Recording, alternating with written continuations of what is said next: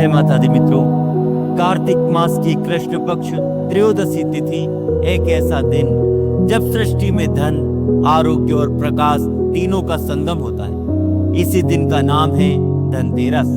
पर क्या कभी आपने सोचा है आखिर धनतेरस शब्द में धन क्यों है? क्यों इस दिन दीपक जलाए जाते हैं? और कौन थे वे भगवान धन्वंतरी जिनका जन्म इसी दिन हुआ था? आज हम सुनेंगे वो अद्भुत कथा जो स्कंद पुराण, पद्म पुराण और गरुड़ पुराण में वर्णित है, और जो हमें बताती है कि धन तभी शुभ है जब उसमें धर्म का प्रकाश हो। वीडियो को अंत तक अवश्य देखें, क्योंकि अंत में जानेंगे एक ऐसा धनतेरस उपाय जो आपके घर में स्थायी सुख संपत्ति और आरोग्य लाता है। चलिए आरंभ करते हैं धनतेरस की दिव्य कथा। जब देवताओं और असुरों के बीच युद्ध हुआ तब सब कमजोर पड़ गए। तब भगवान विष्णु ने सबको आदेश दिया, सागर मंथन करो जिससे अमृत प्राप्त होगा और संसार का कल्याण होगा। समुद्र मंथन प्रारंभ हुआ। सबसे पहले निकला कालकूट हलाहल विष, जिसे महादेव शिव ने अपने कंठ में धारण किया। फिर जब अमृत निकलने का समय आया तभी समुद्र से प्रकट हुए भगवान धन्वंतरी। उनके एक हाथ में था अमृत कलश और दूसरे में शंख और आयुर्वेद ग्रंथ। यही वह क्षण जब सृष्टि को आरोग्य और धन का वरदान मिला।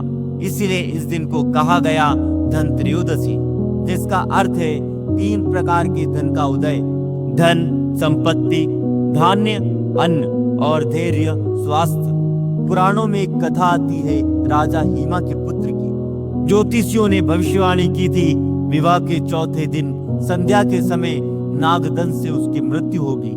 यह सुनकर राजा दुखी हुए, परंतु उसकी पत्नी अत्यंत बुद्धिमान और धर्मनिष्ठ थी। उसी दिन उसने दरवाजे पर असंख्य दीप जलाए, सोना, चांदी, रत्न और आभूषणों का ढेर लगाया और अपने पति को कह दिया, आज रात जागते रहिए। रात के समय यमराज नाग के रूप में आए, परंतु जब उन्होंने देखा कि घर में इतनी रोशनी है और सोने चांदी की चमक से पूरा द्वार दमक रहा है, तो उनकी आंखें चौंधिया गई। उन्होंने भीतर प्रवेश नहीं किया और वहीं बैठकर भक्तिभाव से जलते दीपकों की रोशनी निहारने लगे। प्रातः ही यमराज वहां से लौट गए और राजा हिमा का पुत्र मृत्यु से बच गया। तभी इसी दिन से दीपदान का महत्व शुरू हुआ। इसीलिए इसे यम दीपदान भी कहा जाता है, जो मृत्यु को दूर कर दीर्घायु और समृद्धि का प्रतीक बन गया। गरुड़ पुराण में कहा गया है कि धन्वंतरी भगवान की पूजा करने वाला आरोग्यवान होता है, और जिसके घर दीपदान होता है वहाँ कभी दरिद्रता नहीं ठहरती। पद्म पुराण में वर्णन है, धनतेरस पर जो व्यक्ति विधिवत दीप जलाकर भगवान यम को प्रणाम करता है, उसके घर में लक्ष्मी और कुबेर दोनों का स्थायी वास होता है। इस दिन नए बर्तन, सोना चांदी, धन या झाड़ू खरीदना शुभ माना गया है, क्योंकि यह प्रतीक है साफ सुथरे मन और नए आरंभ का। आयुर्वेद के अनुसार भी भगवान धन्वंतरी ही आयुर्वेद शास्त्र के जनक हैं। अतः इस दिन उनका पूजन करने से रोग, दुख और दरिद्रता तीनों दूर होते हैं। आज के आधुनिक समय में धनतेरस को केवल शॉपिंग डे समझ लिया गया है, परंतु असल में यह आध्यात्मिक ऊर्जा का पर्व है। दीपक का प्रकाश हमें याद दिलाता है कि यह छोटा सा दीपक अंधकार मिटा देता है।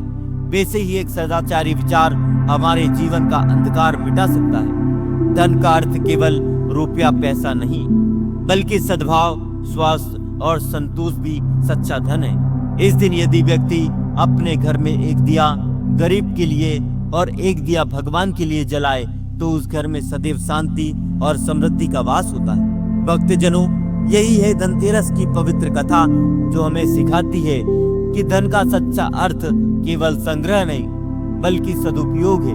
दीपक जलाना केवल एक परंपरा नहीं, यह एक प्रार्थना है कि हमारे जीवन में कभी अंधकार न रहे। तो इस धनतेरस पर भगवान धन्वंतरी से यही प्रार्थना करें, हमें आरोग्य दे, हमें समृद्धि दे और हमारे जीवन को धर्म के प्रकाश से आलोकित करें।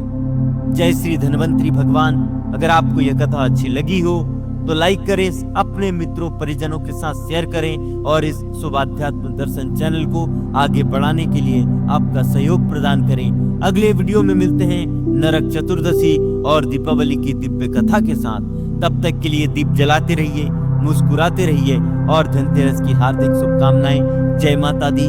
राधे राधे।